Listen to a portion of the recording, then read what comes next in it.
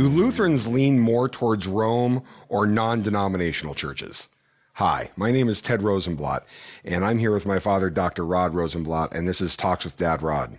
Dad, what are Lutherans in that spectrum? I'll hold my hands out for the radio listeners. I'm holding my hands out. Where are we on this spectrum? Well, it's not what most people expect. I immediately think of the similarity of American Evangelical, Southern Baptist, and Rome on one side, and we're on t'other. If you want a real contrast, we sort of stand in between Rome Evangelical and Geneva Calvinism and shoot both ways. We're not any of the three, and a person who listens and studies will find it over and over and over and over and over again that we're neither.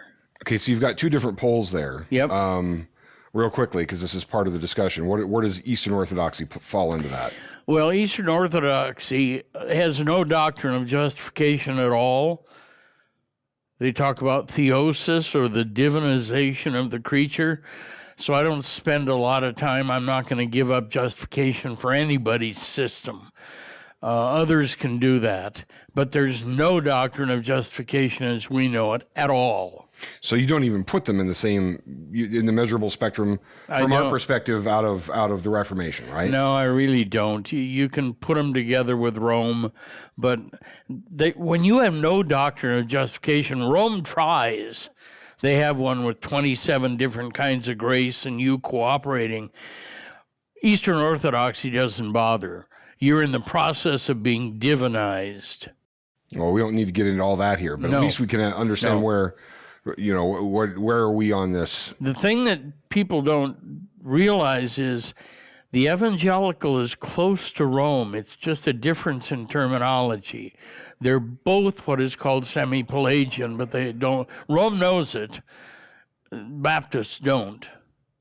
They have tracts in their church against the Pope and against the papacy and all that, but at the same time, it isn't that big a shift for a Baptist to become Roman Catholic. Okay, just in case the average viewer or listener doesn't know what semi-Pelagian means, can we put that out there? You do your part, God does his part, and the two of you working together can save you. So synergism. Yep. And they're both synergistic. So some flavor of Jesus started it, you get to finish it. Yep. Or something like that. Yep. I know they're different. It's not. I know that's very simplistic. Yep. But it does involve your works, and your works have a hefty amount of weight over there for the end result with your salvation. Yep. Anybody who wants to know Rome, the simple way is the old Baltimore Catechism, and any priest has 37 of them in a closet in the basement of the parish, and they'll give you 5. The Baltimore Catechism, the real thing marketed in America. So doctrine-wise, the two are just like... They're close. They're right there. It's just maybe a look and feel difference, maybe a little bit. Yep. Although I've noticed that's kind of... But the thing that people have to realize is what I said. It's not that great a shift to go from being a Southern Baptist to being Roman Catholic. It really isn't. And when you say Southern Baptist, you mean non-denom evangelical American church. Yep. Generally, that seems to be how it works out. Yep. Or if they don't say that they are, you can find out and dig, and you find out the doctrines are that. Yep. Or come from that Southern Baptist baseline. Yep. So simultaneously, they've got anti-papacy stuff in the parish to read, and at the same time, their theology isn't that different from Rome's. All right, so now that we've defined that, because our time is relatively short here, what is the difference with the Lutheran position then? For these people, again, we're doing this for the sake of you folks who may not have any idea what Lutheranism is, like it's this little cult over in the corner or something. Sure, and we've acted like that. Rome knows that our doctrine of justification is antithetical to theirs. Baptists don't, but we will stand fast on the person and the work of Christ, particularly his dying for sinners, and say that's what saves you, period. Luther said our theology is about the cross and only about the cross.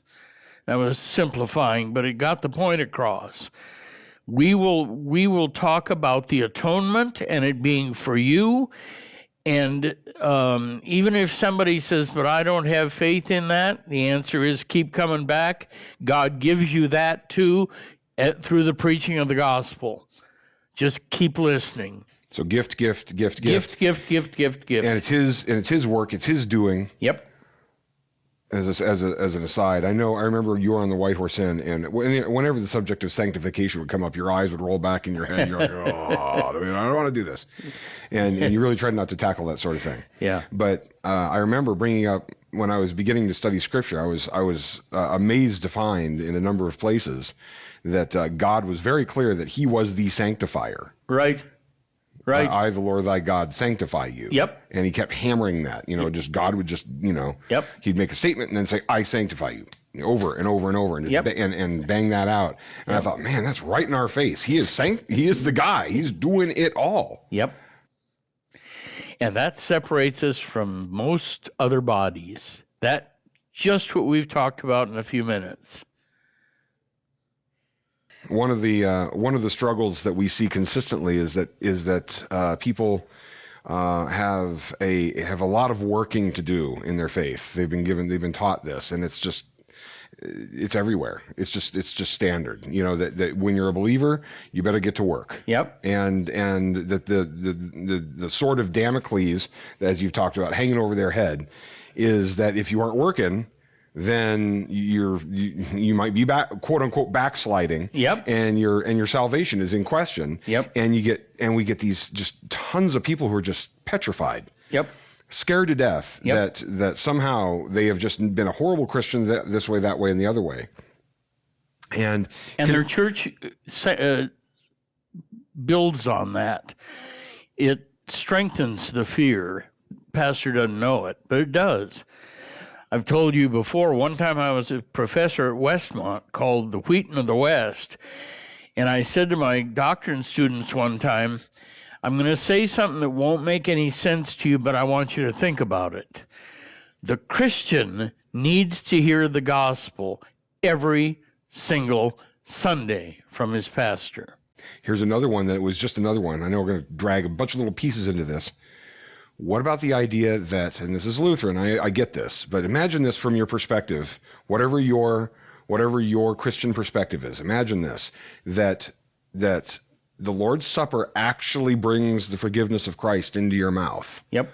Right? Yep. So you're actually receiving forgiveness then, and that it therefore is necessary for us. I'll speak for myself. I need this a lot. Yep. To do, I've seen this in other churches. I went to an Episcopal high school, and I saw that it was done quarterly. Some of these places do it quarterly. Some places do it monthly. Some places do it 2 times a month. And I have come to the position that for me, I need to be receiving that as frequently as possible. And I love the idea that, if for some reason I didn't make it to church this week, I can be guaranteed the next time I go back, I will get it because it's there every week. Yep. Yep. That's wild to an evangelical, but it is our position.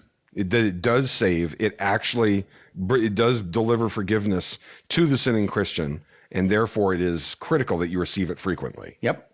Weekly. So one more thing about, we're not trying to make Lutherans here, but what we are trying to do is elucidate what Christianity is from our perspective, from Scripture, that we believe and we can point to in Scripture should give you a lot more comfort, a lot more assurance than too many receive. And using Scripture and its plain language, non-figurative language, we can deliver that and bring that to you so that hopefully we can get that brought about in other churches. This is not to make everybody go and run away and any other nonsense, but to get this sound in people's ears and get them used to it. And hopefully people want and demand this out of their churches. Yep. Everywhere. So we don't give it to, our to-do list is one of, I want to be comforted Let's do that. Yeah. I'm a Is there sinner. any comfort? I'm a sinner. I'm in need of comfort, and I'm in need of assurance. And the best thing I just heard over here at 1517 and Talks with Dad Rod is this thing comes from outside of me, and I don't have to worry about doing a thing. I do things after I'm free. That's the natural outcropping. Yep. Anyway, all right. This is all over the map, but I hope that was very comforting to you. And catch us over at 1517.org for more. Catch us on social media. We're expanding some of those places you can find us, and we'll talk to you soon. Thank you for joining us on Talks with Dad Rod, part of the 1517 Podcast Network. This podcast and all 1517's content is made possible through financial support by listeners just like you. Please visit 1517.org for more, and please consider clicking on the donate button and making a recurring or one-time contribution to help us share this good news in a world which so desperately needs it.